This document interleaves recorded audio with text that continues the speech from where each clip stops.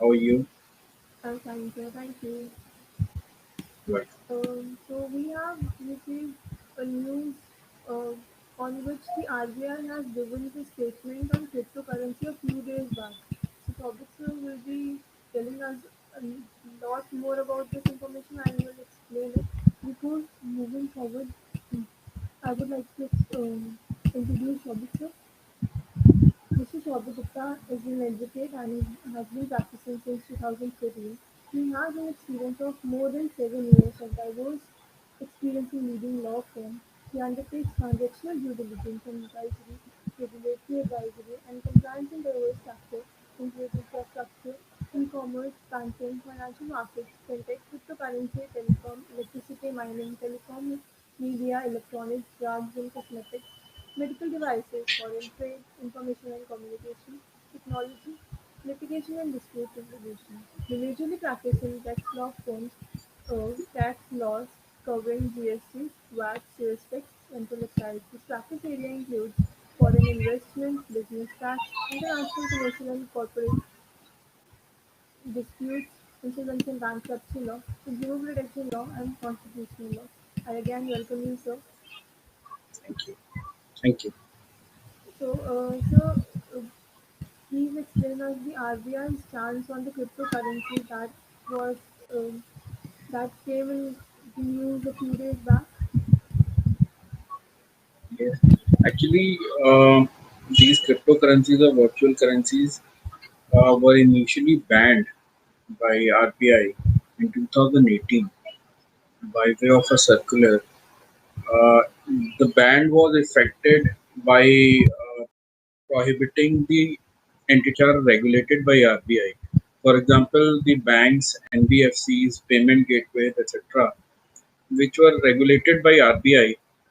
So RBI, by way of circular in April 2018, banned these entities from dealing or allowing the cryptocurrency exchanges and entities dealing in cryptocurrency trade in India from using the banking channel, and these entities regulated by RBI were prohibited from giving services to them. I've prepared us. Yeah, I'm sharing the. I'm working through a PPT, a small synopsis of the timeline of evolution of cryptocurrencies and how the current position has come about. I will also discuss that. I'll just be working on through the PPT. Okay, sir.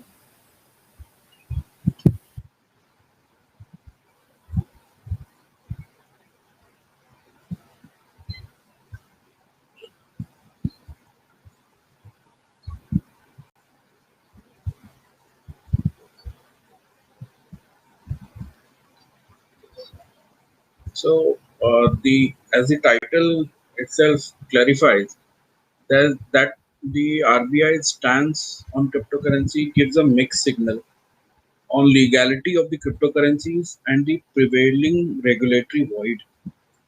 So legality, there is a mixed signal as to why, because RBI in 2018 has banned the cryptocurrency, but after the 2020 decision of the Supreme Court, they their circular was set aside, and they had to restore the the services of the banks and other legal entities which are regulated by RBI to give services to the cryptocurrency trade and trading entities and exchanges in India. So in a way, they wanted to, and they actually attempted to prohibit their regulated entities from dealing with cryptocurrency exchanges by way of this prohibition in 2018. However, with the Internet and Mobile Association of India approaching the Supreme Court and getting a favorable order in 2020 from the Supreme Court by getting the circular set aside by the Supreme Court, that actually paved way for a legal functioning of the cryptocurrency exchanges and trade in India. Although there are still certain gray areas because there is no official recognition of the cryptocurrencies or their trade in India by way of any legal enactment or any regulator appointed by the government to regulate their functioning. And this area being a highly technologically intensive area and also dealing with the currency and financial and monetary uh, sphere of the country must have been regulated by a regulator like SEBI or RBI. But till now, as we speak, there is no regulator regulating the cryptocurrencies. What is a cryptocurrency? It is actually a digital representation of value that can be digitally traded over network, and it functions as a medium of exchange, a unit of account, and a store of value, which is not yet officially recognized as a legal tender. So therefore, that this is the short, precise definition of virtual currency or a cryptocurrency. Cryptocurrency is basically a kind of digital or a virtual currency. What is a official currency or a fiat currency is for example, rupee. The Indian national rupee is the fiat currency or the currency of India, recognized by the. So it's a legal tender in India. But cryptocurrencies, as we speak, there is no legal recognition of. They are also considered as a medium of investment by several investors in India, even though there is no legal regulatory framework, nor there is any enactment or a law which governs these cryptocurrency exchanges and trade operating in India. But despite there being a regulatory and legal void regulating the cryptocurrencies, the industry estimate is that there are around 15 million small-time investors who have invested around 10,000 crores into this cryptocurrency as an investment vehicle. So, cryptocurrency is a major investment vehicle as we speak right now in India. So, therefore, there is a requirement as to the legality and regulation of the cryptocurrencies, which are. We will see that the RBI's stand on the cryptocurrencies has evolved from prohibition to regulation, and now the 31st May circular has cleared. On one hand, the cryptocurrencies prohibition is not there since the circular of RBI has been set aside, but there are certain norms which must be followed by the RBI regulated entities while dealing with the cryptocurrency exchanges and trade and providing the banking channel facility to these entities operating cryptocurrency sphere. So regulations are there which deal with financial and monetary aspect of cryptocurrencies, but there is no single law nor a single regulator which regulates the cryptocurrency. So we'll see in 2018 on 6th of April, RBI came up with a circular which prohibited the entities regulated by RBI from dealing in virtual currencies and providing services for facilitating any personality dealing with or settling virtual currencies. And such services included the maintenance of account, registering, trading, settling, clearing. See, virtual currencies are traded in a similar way as that of stocks and commodities. And since stocks and commodity trades and exchanges operate only through banking channels, so therefore they also require various banking services. Similarly, exchanges and trades which are happening right now, and even prior to the uh, lifting of ban by 2020, the cryptocurrency exchanges also require the banking channel to operate. Now, once the facility of banking was prohibited by RBI in 2018, the banks were prohibited and they could not deal with the virtual currencies either indirectly or directly. Also, they were not able to facilitate the trade of cryptocurrency happening through the cryptocurrency exchanges and trading entities operating those exchanges.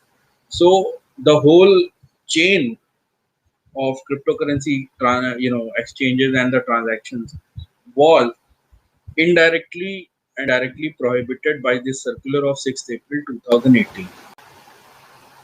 Now, once this happened, even prior to 2018, there were a lot of investment which was already there in cryptocurrencies. So, because of this ban, the cryptocurrency trade was severely affected. And adding to that, there was this Inter-Ministerial Committee on issues relating to virtual currencies, which also came up with its report on 28th 2019. This report and committee recommended, a few major points. Out of those, one of that was the committee endorsed the view of RBI and supported their prohibition by way of this circular 6th April 2018. The committee also recommended that virtual cryptocurrencies or these virtual currencies be banned by way of an enactment of law by the government, by the parliament. So, and they also said that all exchanges, people, traders, and other financial system participants to be prohibited from dealing in cryptocurrencies. So, the committee which was constituted to deal with and look into the issues relating to virtual currencies or cryptocurrencies, they were of the view that cryptocurrencies and all the trades and exchanges and people, banking channels, everything dealing with virtual currencies must be banned, because they were of the view that virtual currency is not suitable and amenable to the monetary and financial policy of the government of India. And since if there was any virtual currency which was to be recognized, that must be an official virtual currency or cryptocurrency recognized by government of India. All the cryptocurrencies which were prevailing or which are still prevailing are private cryptocurrencies launched by private unknown parties, and which must not be recognized because they might be engaged in certain other illegal activities or unlawful activities, and they may not even be fully regulated because there is an element committee involved with virtual currencies, and which cannot be regulated by any government across the world. And they also compared various jurisdictions wherein the virtual currencies have been dealt with either by a complete ban or by a state facilitation. So there is a long spectrum of regulation and prohibition of these virtual currencies by different governments across the world. So different regulation and prohibition regimes have been employed by several governments depending upon their approach and policies towards these virtual currencies. So they have taken recourse to and they have discussed all those methods adopted by several governments across the different jurisdictions uh, in dealing with virtual currencies, and they have come up with their suggestion that these virtual currencies must be banned completely by way of law. And if there is any virtual currency to be launched, that must be the official virtual currency launched by the government and endorsed by the central bank, which is RBI. So this committee also endorsed the view of the RBI. Now comes the Supreme Court judgment in March, uh, 2020, in the matter of Internet and Mobile Association of India versus RBI, wherein the Supreme Court set aside the circular of 6th April 2018 of RBI, saying that since there is no law, even till now, I mean, as we speak on 10th of June 2021, there is no law which prohibits the cryptocurrencies or the entities dealing in cryptocurrencies. So Supreme Court considered the point raised by Internet and Mobile Association of India that there was, even on 6th of April 2018, when RBI came up with this circular prohibiting the entities regulated by it to deal with cryptocurrencies.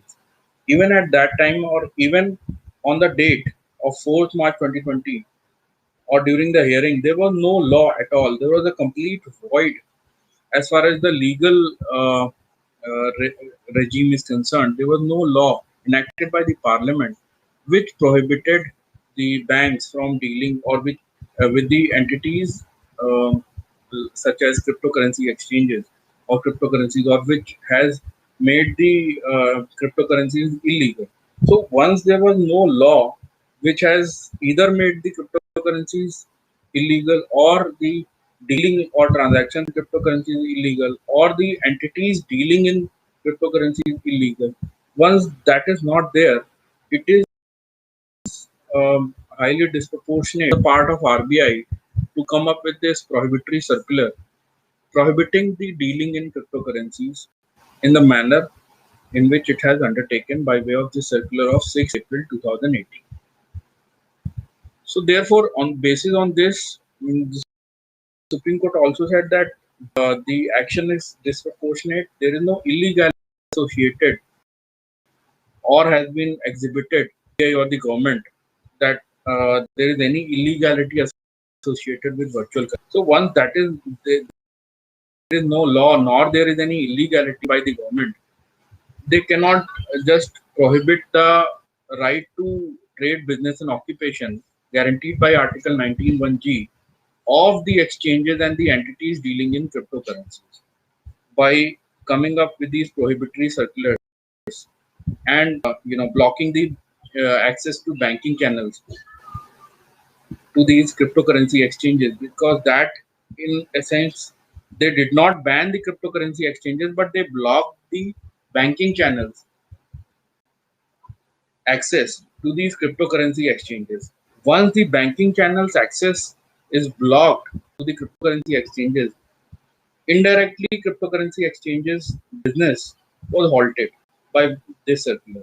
So the direct and immediate effect of this RBI circular was the halting of business and trade of these cryptocurrency exchanges. So which Supreme Court took cognizance of, and also recognized that the effect is prohibitory and curtails the right to trade, occupation, and business of these cryptocurrency exchanges without there being any law is unlawful on the part of RBI. So they set aside the circular and effectively allowed the cryptocurrency exchanges to access the banking channels and other related um, you know entities which were regulated by RBI, so that their business would continue. So effectively from 4th March 2020, the cryptocurrency exchanges start operating again. With this, the cryptocurrency exchange and trading volume increased. Now, even though Supreme Court clarified, there were still a few banks which were cautioning their customers from dealing with cryptocurrencies or opening their accounts with cryptocurrency exchanges and using their bank accounts from transferring money to and fro these cryptocurrency exchange accounts, which was again taken cognizance by RBI, and RBI issued a circular on 31st May clarifying that there is no prohibition by RBI on cryptocurrency exchanges and entities dealing with banking channels. There is no prohibition on the banks to not deal with these cryptocurrency exchanges. So, because of the Supreme Court decision of the 4th March 2020, which set aside the circular and effectively allowed the banking channel access to cryptocurrency exchanges and entities. So therefore, they said the RBI came up with this clarification, clarifying that there is no prohibition by RBI and banking channels access is available, and banks should not caution their customers from dealing and opening accounts with cryptocurrency exchanges and connecting and accessing those accounts with their bank's account.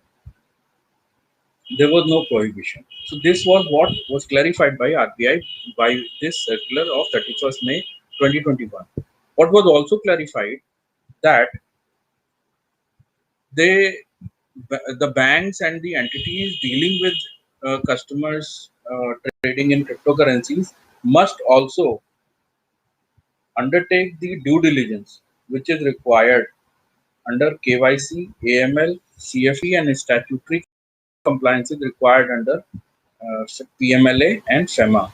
So all these compliances and statutory requirements are continue to be fulfilled, are required necessitated by these standards, are necessary compliances which must be complied by the banks dealing with the cryptocurrency exchanges.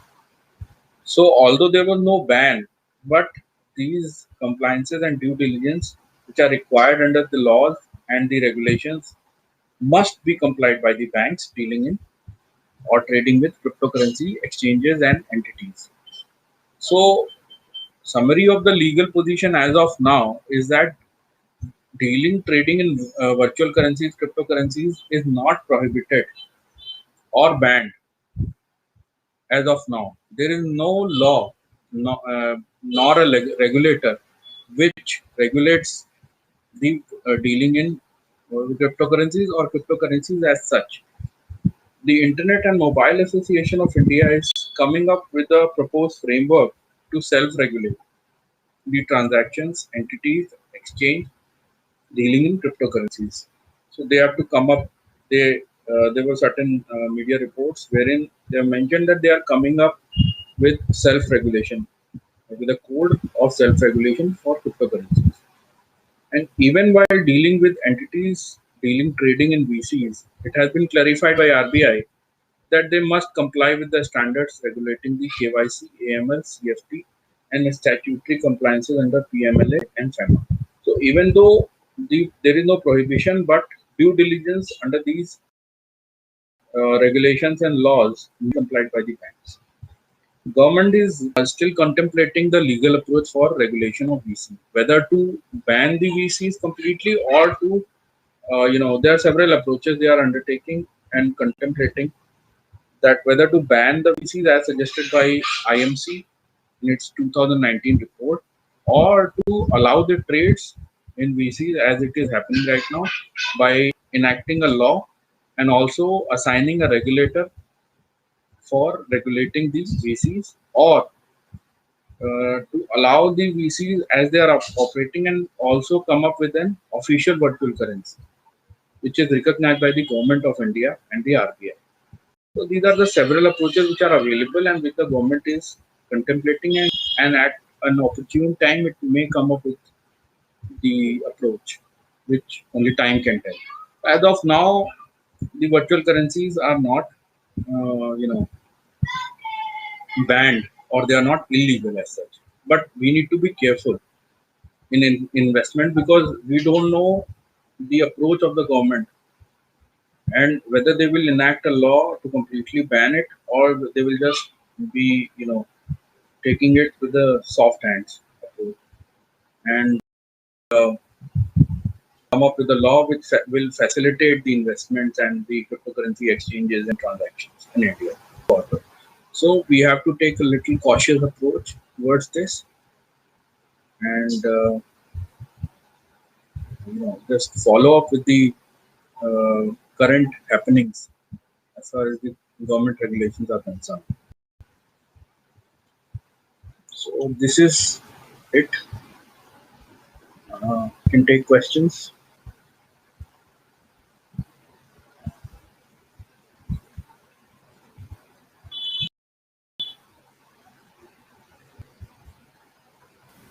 Thank you so much, Shaubhik sir, for explaining us the whole concept so nicely. I hope the audience who are associated with us got a crystal clear view of the news. And if you guys have any questions, please drop it in the comment section, and we will surely answer all the questions related to it. And thank you so much, sir, for giving us a broader picture of what RBI stance is on cryptocurrency. Thank you. Thank you. If there is any question that you would like to ask. No, sir, I got the whole explanation very nicely. I understood the whole point actually. So I don't have any question in my mind. But if the audience has the question, then I request them to please drop it in the comment section. No problem.